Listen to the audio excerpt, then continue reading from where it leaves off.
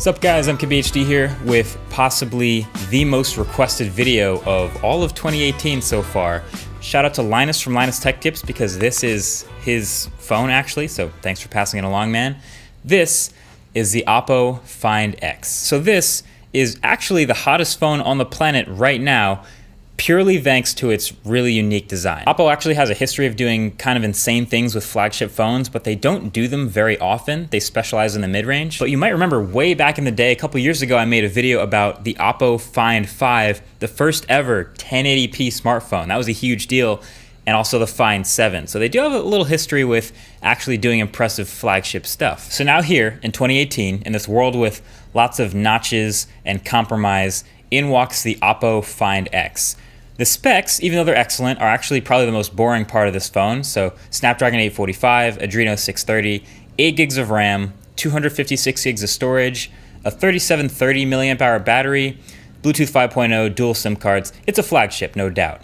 What we're here for is the design, because that's the reason this phone is so hot right now, is the industrial design. On the surface, it looks very modern. Obviously not a whole lot of bezel anywhere. That's the main focus in 2018. Full screen, rounded corners all the way across the front of the phone. But if you look around even more, there's actually elegant touches everywhere. The shape is just a little unorthodox, kind of tapered on the sides, but gives way to this intense color design.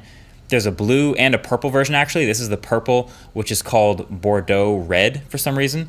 And it has this shimmer just on the outsides of the phone, while the middle stays dark mirror finish. It seems like the 28 thing to do also, to have a glass back but no wireless charging. That's also the case for this phone, but some awesome design to distract you from that. So the huge screen up front obviously looks super cool, but even around that screen, they've done some things that are really impressive and unique. There's a little earpiece up here in the top. They actually got a real speaker up there instead of using an under glass solution. The whole phone is a little on the thick side at 9mm, but I'm totally fine with this, and for me it's more about the solid weight. Like, this phone really feels dense in the hand with all that glass. There's no headphone jack at the bottom, or at all sadly, but it has this unique sort of concave shape with the USB-C port, the speaker, and the dual SIM card tray. And man, there's just a lot of little unique touches like that. The top of the phone also has this shape of like a liquid glass melting into itself, and there's no rear-facing or front-facing camera at all until you open the top. The entire top of this phone is motorized for both the rear-facing and front-facing camera sensors. Okay, so to achieve this 93.8% screen-to-body ratio in 2018, you gotta make some sacrifices. So with this phone, there is no fingerprint reader anywhere. They didn't do the under glass one. There's no fingerprint anywhere on this phone. And then of course, to do the front-facing camera, they did, I think, one of the coolest things I've ever seen in a smartphone, which is raise the whole thing via a motor. And it's different from the Next. The Next feels like a hack to just get a front-facing camera in the phone somehow.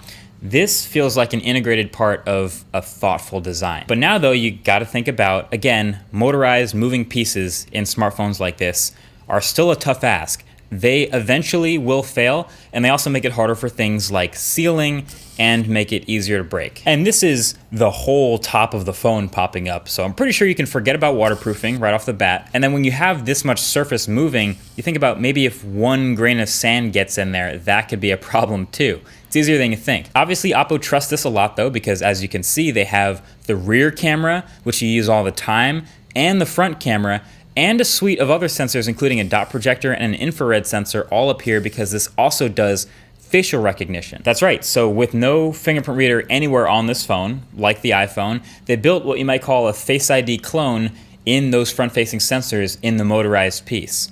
Here's the thing though, it's actually pretty fast. If you check that speed, it's possibly even faster than Face ID. You register your face in like 3 seconds flat, and then it's just look at the phone to unlock. It's actually pretty cool. It just pops up, looks at your face real quick, and then goes back down all in about half a second. I'm impressed, not gonna lie. I don't know if it's as secure as Face ID. I honestly kind of doubt it, but if it's not getting fooled easily or tricked by photos, then it's impressive to me out the box. This thing is crazy, man. And you also have to consider, when you have the back-facing camera, which you use all the time, and the front-facing camera, and the face unlock in that motorized piece, that means you're gonna use this every time you open your phone, and hundreds more times during the day. So that's something to think about. I don't know how long this motor is rated to last, but I'd be interested to see how long it does. Also, I tried a couple other things just out of curiosity. With this motor, if you push down hard enough, the camera just closes. The motor's just decide it should be closing and it retracts completely. Probably pretty smart, actually. And then if you put enough resistance on the top while opening the camera and it's trying to launch by itself, it'll pause, wait a second, and then it'll try again, and then just keep holding it and it'll just keep trying over and over. It's not really going to grind its gears trying to go against resistance, so it has a couple fail-safes built in. But I also found that I can literally pull the top of the phone open. So you can imagine it's not the most durable mechanism in the world. If a grain of sand gets in there, like I said, that's probably bad news for more of the internal parts. And that just kind of happens sometimes, more than I wish it did. So at the end of the day, I love this, actually. I love what we're getting in this genuinely interesting, creative design in a smartphone. Just when we thought it might have been getting kind of boring with everyone doing a notch and dual cameras and the whole predictable dance, this thing comes in from left field. A new player has arrived. But I'm curious what you think. If this phone came to your region, it's going to be very expensive, but could you rock this as a daily driver? I feel like I could throw a Nova launcher on here, give the camera a shot, and it might actually stay in my pocket. But let me know what you're thinking in the comments below. Either way, thanks for watching. Talk to you in the next one. Peace.